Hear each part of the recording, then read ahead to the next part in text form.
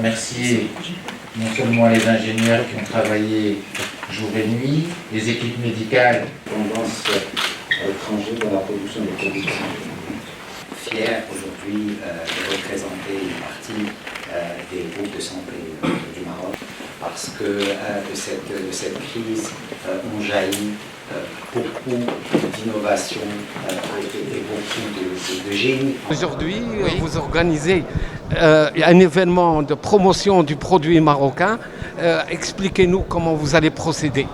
Alors, il s'agit d'abord d'une convention publique-privée qui engage le gouvernement à soutenir le secteur de production de dispositifs médicaux et en même temps, avec l'engagement du secteur privé, de s'approvisionner au niveau de la production nationale de dispositifs médicaux. Comme vous le savez, 90% des dispositifs médicaux sont aujourd'hui importés au niveau du Maroc.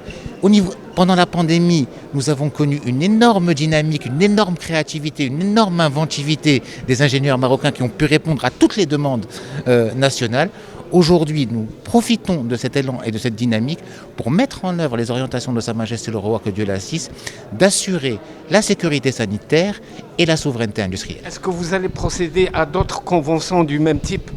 Nous sommes au début d'une très très belle aventure et nous avons déjà commencé à procéder à des conventions qui lient le secteur privé et le secteur public, comme vous le savez, pour encourager la commercialisation du produit Made in Morocco au niveau des réseaux de distribution. Nous le faisons aujourd'hui pour les dispositifs médicaux et ce n'est que le début d'une très très belle aventure pour renforcer la souveraineté industrielle du pays. Nous sommes heureux d'être aujourd'hui dans cette rencontre avec bien sûr les acteurs de fabrication des dispositifs et de consommables et aussi de matériel et d'équipements médicaux qui sont aussi importants pour le secteur de la santé. Ils sont très importants pour le secteur de la santé et nous avons appris beaucoup de choses dans le cadre de la crise. Vous savez, pendant le début de la crise sanitaire, l'urgence avait voulu qu'il y ait quand même bien sûr des interruptions et des connexions entre les différents pays et nous avons vécu quand même une certaine rareté de certains produits. Qu'en est-il du projet de la commercialisation des respirateurs. Alors les respirateurs, c'est pas grave. Des respirateurs, ils sont passés par plusieurs étapes. C'est une procédure. Il faut savoir que la procédure n'est pas aussi simple et aussi courte. Elle doit passer par d'abord la fabrication de concept. À partir du concept, il faut les extrants bien sûr de l'appareil, l'output de l'appareil devrait être conforme. Et bien sûr, il faudrait passer à des essais, d'abord de simulation, et puis les essais cliniques. D'accord ? Il y a l'essai sur l'animal et il y a l'essai sur l'humain par la suite. Donc une fois passé toutes ces étapes, bien sûr, il y a l'essai, la résistance électrique, il y a la sécurité du matériel, de l'électronique, parce que tout ça, ça fait partie de la sécurité et on donne une norme à ce matériel. Il y a les normes marocaines, il y a les normes internationales. Une fois finis ces produits, à ce moment-là, il peut être proposé pour l'enregistrement et la certification.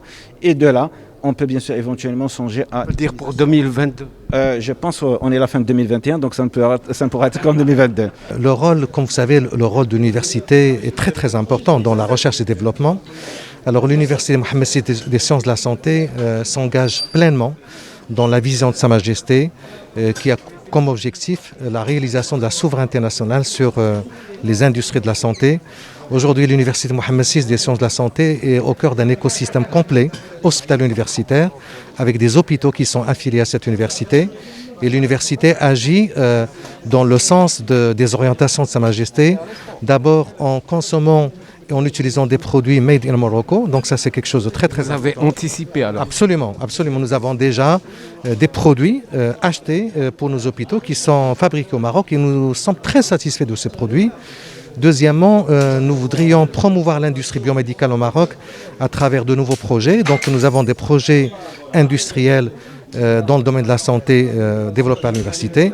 Et bien sûr, et le plus important sûrement, c'est développer la recherche et l'innovation, car c'est ça en fait qui permet de construire de la vraie valeur ajoutée pour notre pays. Et donc nous pouvons par exemple au niveau de notre université faire des recherches, tester des produits, faire des études cliniques, développer des nouveaux produits, des nouvelles inventions, etc. Le cluster MMI, c'est le cluster marocain des dispositifs dispositifs médicaux. Le cluster a été créé suite à la pandémie Covid qui a eu lieu en 2020, où les Marocains, et les industriels marocains particulièrement, se sont réunis pour créer un certain nombre de dispositifs médicaux qui n'étaient pas fabriqués au Maroc au préalable. Et à la suite du succès que nous avons rencontré, on a décidé de se réunir en groupement d'industriels pour continuer cette aventure et gagner en souveraineté marocaine sur la partie médicale. Aujourd'hui, nous sommes bons dans l'aéronautique, nous sommes bons dans le ferroviaire, dans l'automobile et divers autres secteurs industriels. Pourquoi pas aussi dans le médical. Et l'objectif de la réunion d'aujourd'hui, c'est de sceller ça avec les pouvoirs publics et avec les cliniques privées et autres industriels du clinique privée. Je suis un industriel plutôt dans l'aéronautique, 35 ans où j'ai monté 2 entreprises et pendant la pandémie Covid-19, j'ai décidé de m'intéresser encore sur tout ce qui est dispositifs médicaux. Très bien.